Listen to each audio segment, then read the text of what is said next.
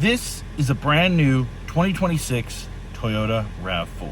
And built into this vehicle is a drive recorder. Some customers are not going to want to use the drive recorder built in. As you can see right here, it says enable drive recorder. And if I click on this, it says that I need to create a profile. So if I click on settings to go and create a profile and look at the privacy settings, you will see clear as day that it says disabling privacy settings below will impact services. Stolen vehicle locator, automatic collision notifications, SOS emergency services will still be able to transmit data when activated if privacy settings are disabled.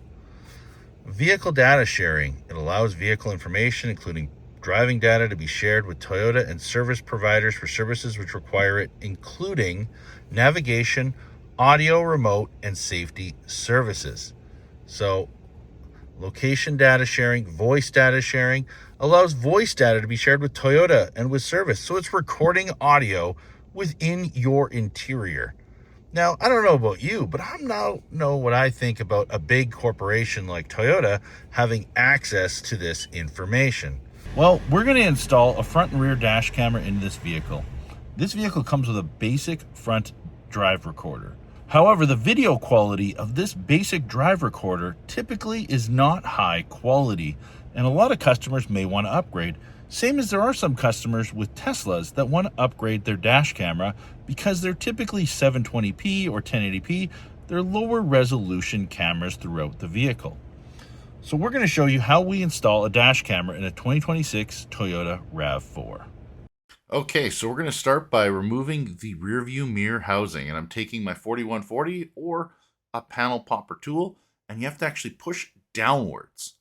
And by pushing downwards, just make sure to take the rear view mirror and push it all the way down with the stem. Be careful with it, obviously. And then we want to wiggle it out, and you can see there's two clips right at the top that make it so that it clips right in above the headliner. Now we're going to take our cabling and run it up top, up high. We want to make sure to avoid those clips for when that rear view mirror housing has to clip back in. And we also want to make sure to stay away from the driver assistance system and the built-in drive recorder camera.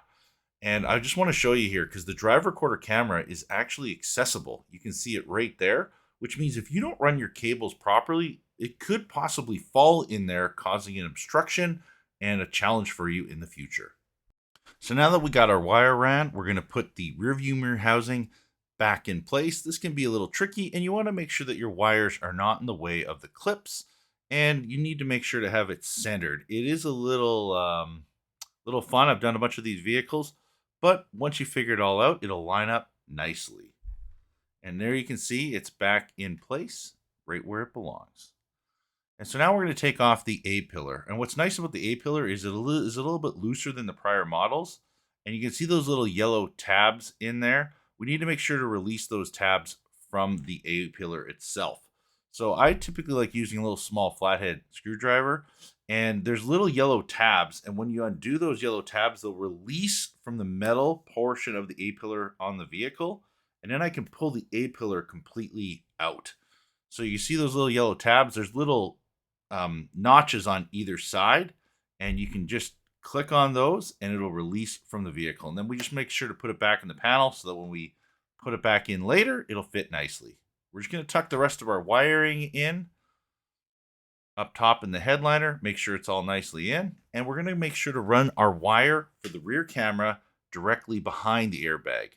Right? You see how I'm not putting it in front of the airbag, I'm putting it behind the airbag. That way it's not in the way if there is a deployment in the future. So it's very important that you understand this, especially if you are going to do your own wiring. And now we're going to take our power cable and tie strap it to the factory wiring that's hidden right behind the airbag. That way it's nice and tight and ran out of the way. And then we're going to cut all of our tie straps. And then we can further run the rear camera cable towards the B pillar and to the back of the vehicle. Put all the weather stripping right back on, and the A pillar can pop right back into place. And sometimes you got to make sure that those yellow clips line up nice, and after they do, put the weather stripping back on. So now we're going to take off the side panel of the dash. That way we can tuck our wiring in nicely. I just used my 4140 panel popper tool, but you can also use a normal panel popper tool. You can see it has about 6 clips there. And then I'm going to release the sill plate. Now, you can use a panel popper tool. I do prefer to use my hands, mainly because I've done this like thousands of times, and they haven't really changed the RAV4 much over all the many years. Okay, so now we're going to take the kick panel off, and we see you have to take a plastic nut off. You just turn it counterclockwise, and it will be removed. And there's one white clip in the top that actually holds the kick panel on, and I just removed it. And there's multiple ways we can do an installation. One, you can go to the fuse box. We don't here at Safe Drive Solutions just because of where the fuse box is located. It is above your left foot, and sometimes people hit it. Now, I will say on the 2026 RAV4, it has gotten to be a little bit higher than the prior generations. So maybe that's something that they took into consideration just because people are doing it. But we still don't like that the fuse taps are actually hanging completely downwards, because if they do fall out and we are worried about an ignition fuse, you could end up having issues down the road. You also can look at using an OBD2 cable. The OBD2 cable is located directly under the dash, not far from where the fuse box is, and that allows you to not have to worry about any wiring. It simply plugs in. And we're installing a Viofo dash camera in here, so you could look at using a Viofo OBD2 cable or one of our custom Viofo OBD2 cables that we make with our iRoad OBD2 cable, soldering directly. And if you haven't seen that video, we do have it right here where you can just make your own, or you can order directly from us the 2 cables and we can make it for you. So now we're going to go and drop the under dash, and there's 3 Phillips screws. There's the first one, second one, and the third one is just off to the far right. Sorry about the glare on the camera lens. And then there's like a bunch of little clips that you just kind of push in. And as you push those clips in, the panel will drop. So now we just pull it a little bit forward. As there is some clips in there, it'll pop down.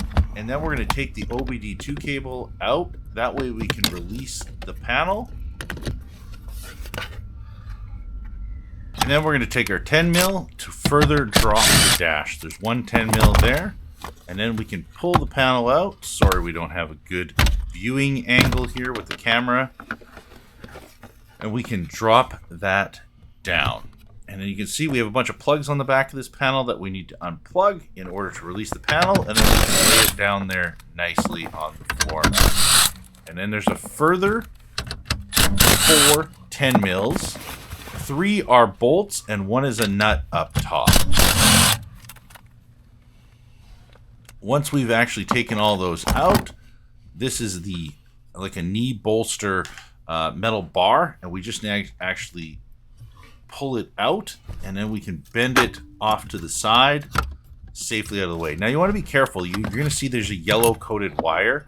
This is the airbag wiring. So if you go and yank on this thing, you could pull the connector right out of the side of the airbag. So you need to make sure that you are very careful with how you handle this wiring.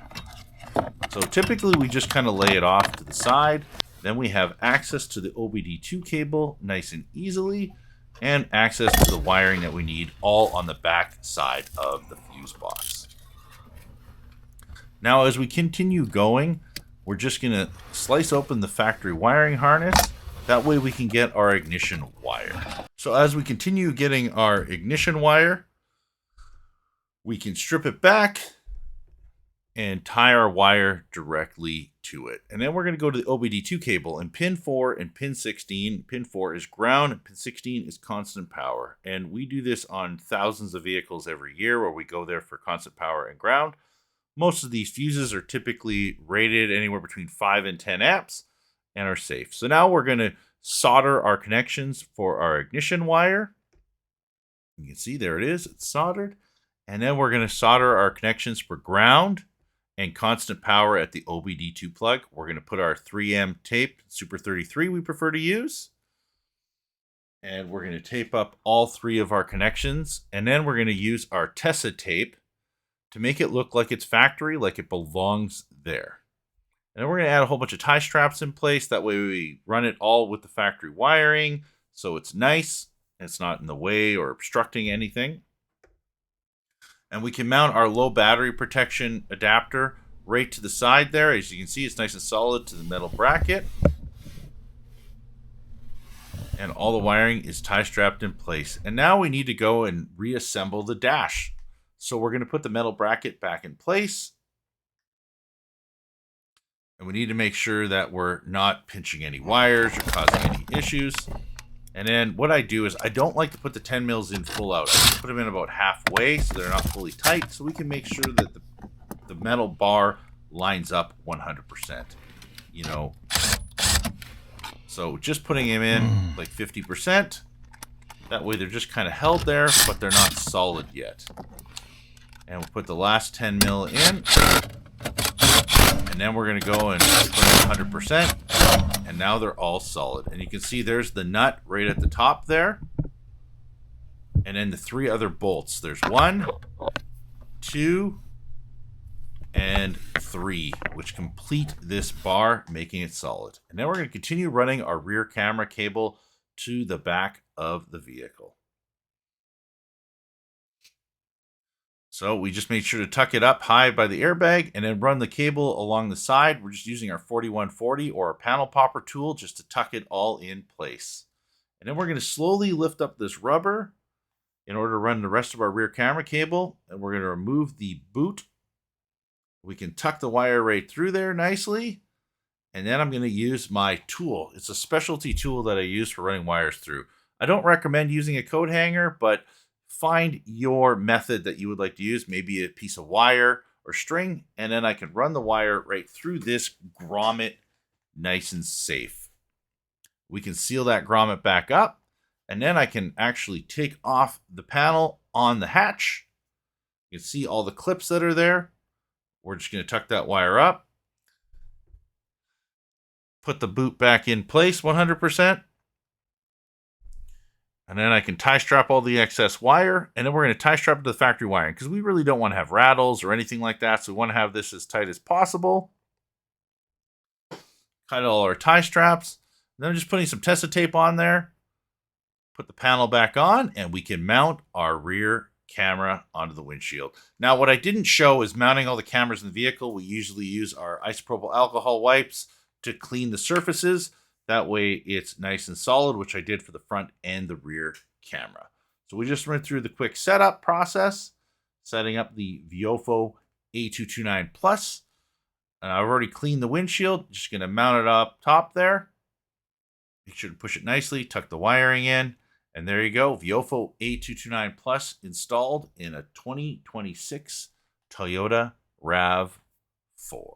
Thank you for watching our video. If you are looking to support us at all, we are Safe Drive Solutions. We offer professional dash camera installation in Greater Vancouver or Greater Toronto, Canada. We also ship dash cameras all across Canada. Check us out, safedrivesolutions.com. Have a safe drive.